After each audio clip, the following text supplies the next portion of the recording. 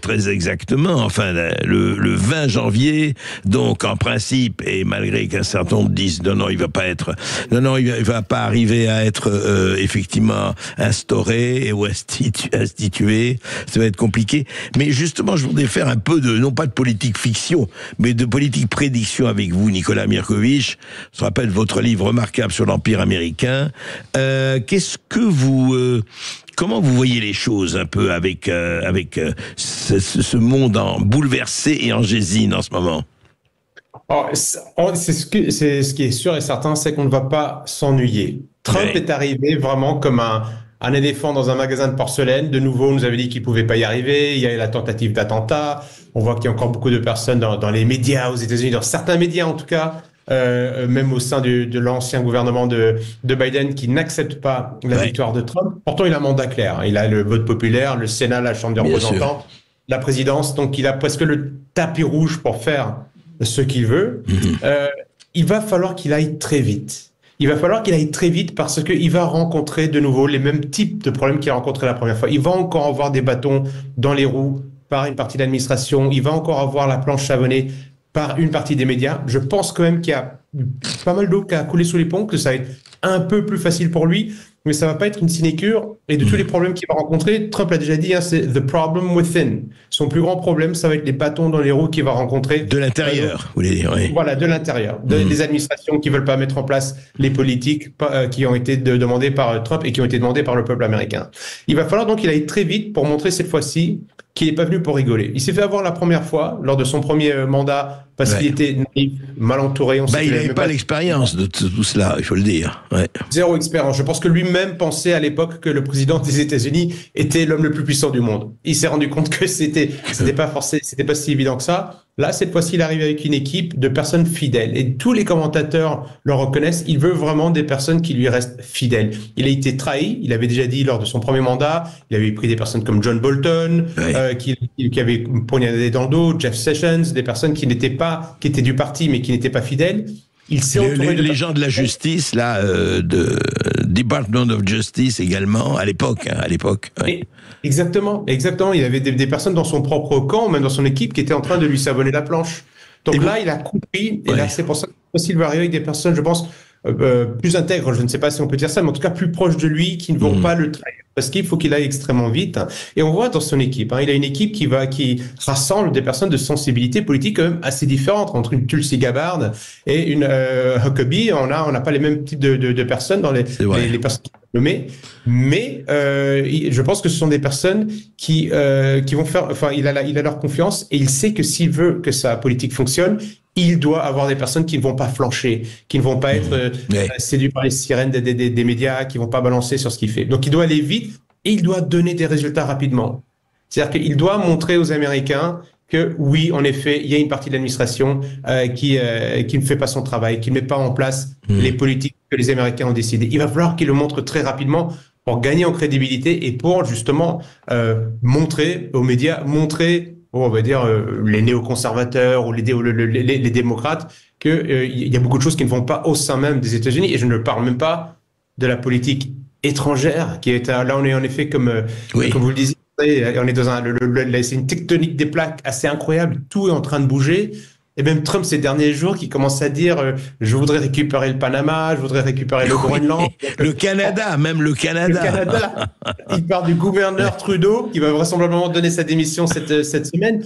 Donc, on est dans une tectonique des plaques assez incroyable. Les cartes sont en train d'être redistribuées. Mon seul regret, c'est qu'en tant que Français, nous, on regarde ça à distance, vraiment comme les lapins au milieu de la route avant les phares d'une voiture qui foncent sur lui.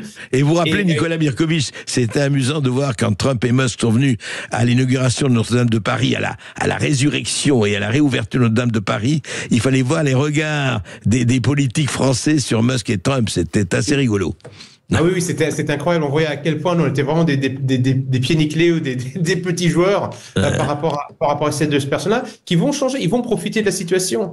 Trump a un programme. Je pense qu'il sait ce qu'il veut. Il veut refaire des États-Unis une grande puissance, enfin un grand pays. C'est son programme. Il s'est entouré de personnes qui ne sont pas des caricatures de fonctionnaires, des personnes qui vont juste arriver, prendre une place, et pas faire trop de bruit.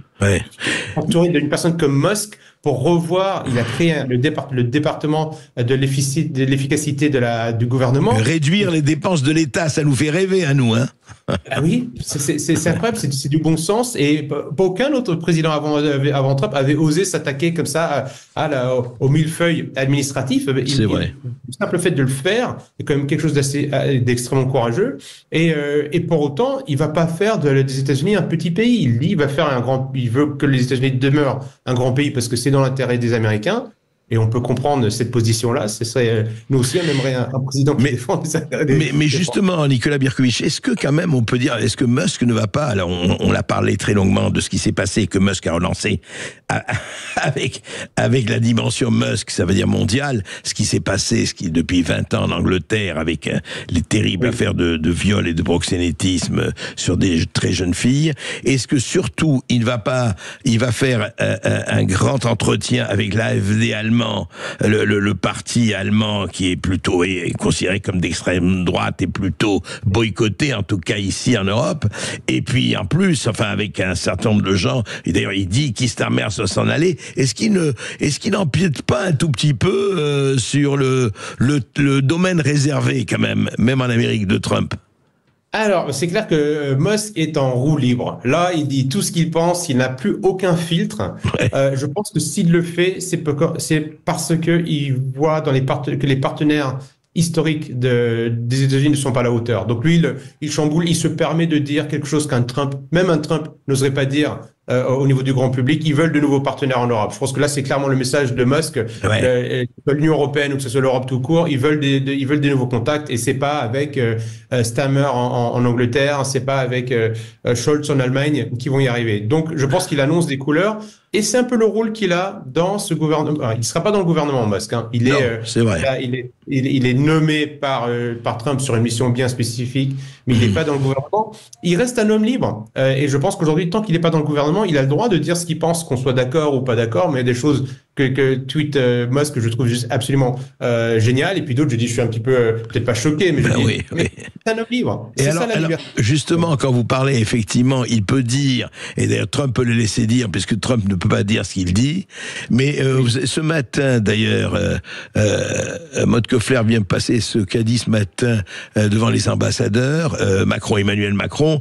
Trump sait qu'il a en France un allié solide, un allié qui ne mésestime pas. Si on décide d'être faible et défaitiste, il y a peu de chances d'être respecté par les États-Unis d'Amérique, du président Trump. Voilà ce que dit Macron. Ça porte à conséquence ou c'est juste un petit appel du pied?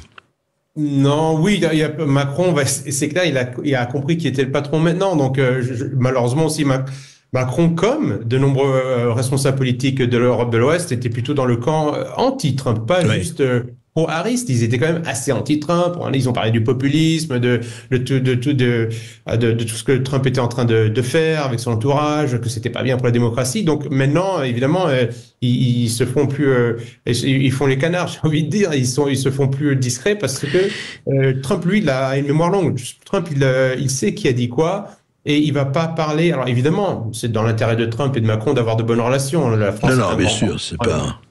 Mais dans le rapport de force, ce rapport va clairement pencher en faveur de Trump, parce que lui, il a déjoué les pronostics, il est le patron maintenant, et il arrive avec une équipe pour faire du bruit, et là, malheureusement, nous, on n'a pas été préparés à ça. On n'est pas prêts, malheureusement. J'ai peur que la France continue d'être un peu vassalisée aux États-Unis, et Trump ne va pas passer par la diplomatie. Il va dire très clairement ce qu'il veut, ce qu'on achète de lui. C'est clair. Et surtout, Nicolas Birkovitch, si vous le savez, ce qui est intéressant, c'est ce qu'il a dit sur l'Europe. Il a dit, si vous voulez être protégé, payez. Vous ne payez pas assez jusqu'ici, c'est la dernière question que je vais vous poser.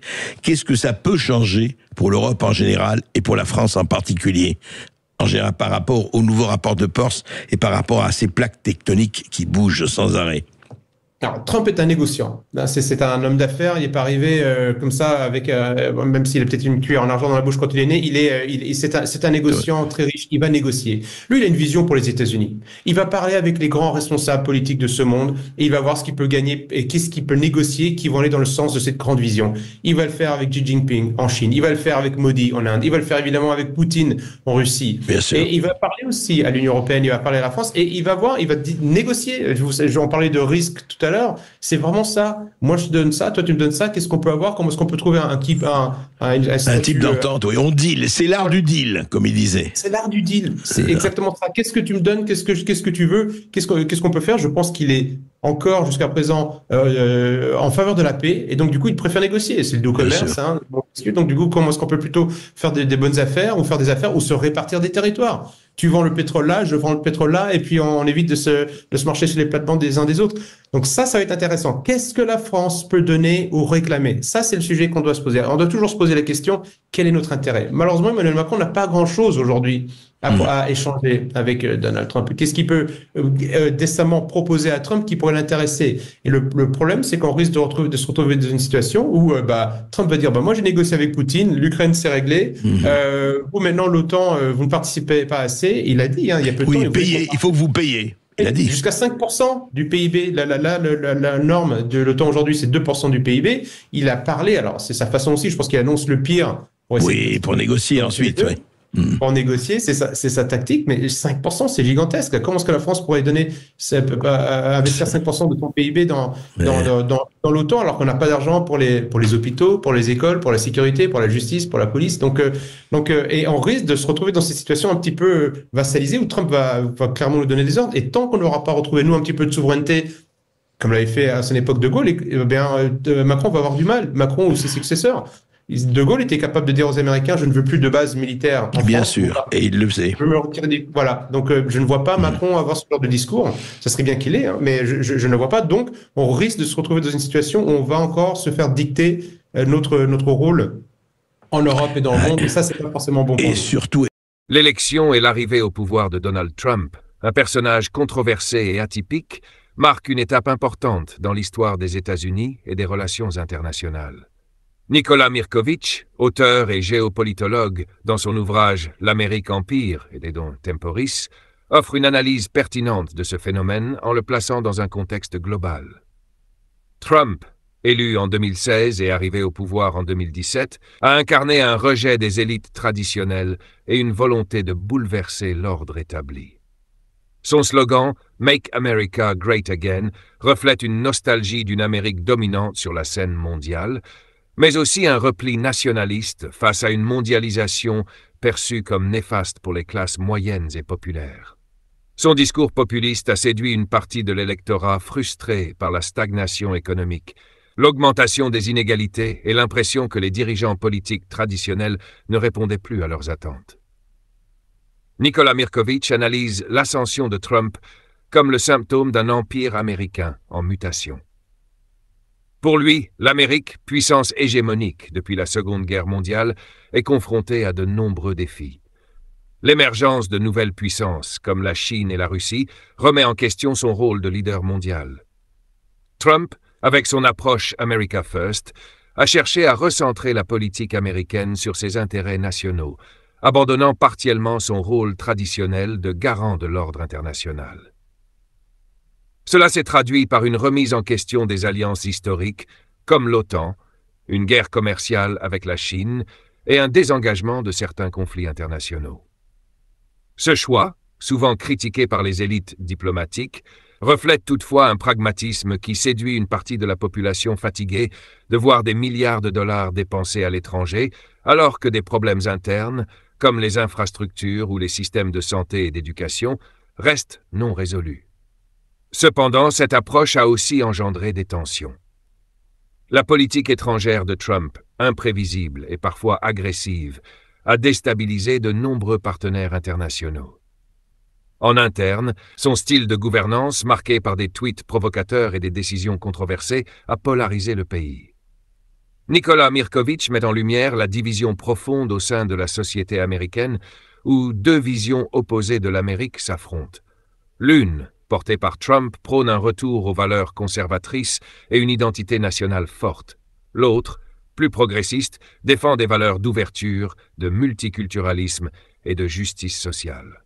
Trump incarne aussi le déclin de l'influence traditionnelle des médias. Son mépris affiché pour les médias classiques et son utilisation des réseaux sociaux pour contourner les canaux traditionnels de communication ont redéfini la manière dont un leader peut s'adresser à son peuple. Cette approche directe a renforcé sa base électorale tout en alimentant des accusations de désinformation et de manipulation. Mirković souligne également le rôle de l'économie dans la stratégie de Trump. Bien que sa présidence ait vu une baisse du chômage avant la pandémie de Covid-19, les critiques soulignent que ses politiques économiques ont surtout bénéficié aux grandes entreprises et aux plus riches, aggravant les inégalités. En fin de compte, Nikola Mirković décrit Trump non seulement comme un président, mais aussi comme le symbole d'une époque où l'Amérique tente de se redéfinir face à un monde multipolaire.